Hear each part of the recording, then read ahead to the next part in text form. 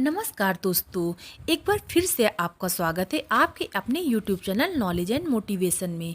दोस्तों, आज हम बात करेंगे एक ऐसे राजा की जिनकी 365 से भी ज़्यादा पत्नियां थी। जी हाँ, लखनऊ के आखिरी नवाब वाजिद अली शाह, जो राग रंग और संगीत के शौकीन थे। इन्होंने 1847 से लेकर 1856 तक अवध की सत्ता संभाली। उसके बाद अंग्रेजों द्वारा छल कपट से उनका राज छीन लिया गया और उन्हें कोलकाता के मटिया बुर्ज के कारावास में भेज दिया गया।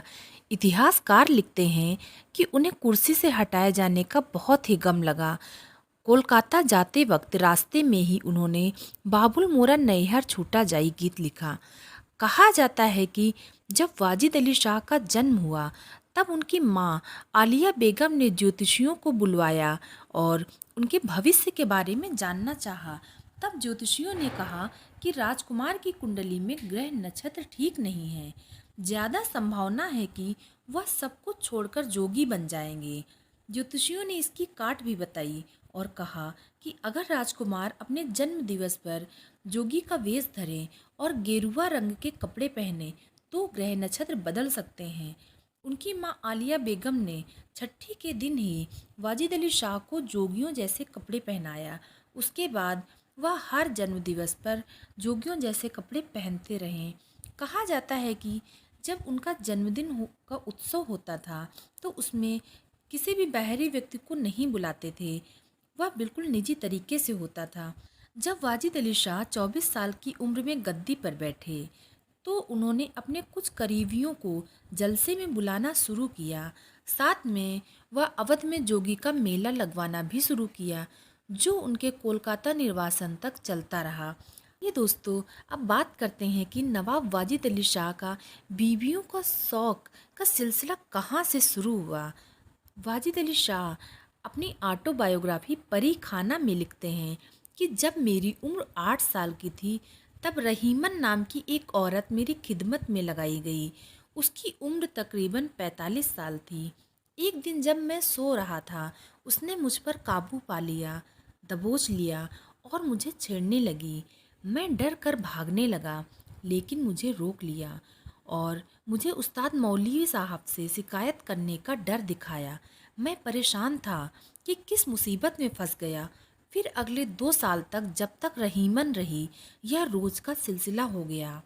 आगे माँ की मुलाजिम अमीरन ने भी यही सब दोहराया और 11 वर्ष होने तक वाजिद अली शाह को औरतों की संगत भाने लगी और फिर बन्नो साहब, हाजी खानम जैसे नाम इस फेरिस्त में जुड़ते चले गए। जिस पर दिल आ गया उसे अपना बना लिया वाजिद अली शाह ने। नवाब की पहली बीबी खास महल ऊंचे खानदान से थी। वह नवाब की तरह शायरी भी करती थी। इसी के साथ शाही खानदान, चकलीदार, तालुकेदार घरानों की बेटियां, कोठे वाली, तमाम नर्तकियां उनकी बीबी बनी।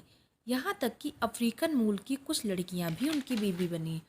18 की उम्र तक पहुँचते पहुँचते नवाब वाजिद अली शाह इतनी महिलाओं से संबंध बना चुके थे कि वह खुद ही भूल गए।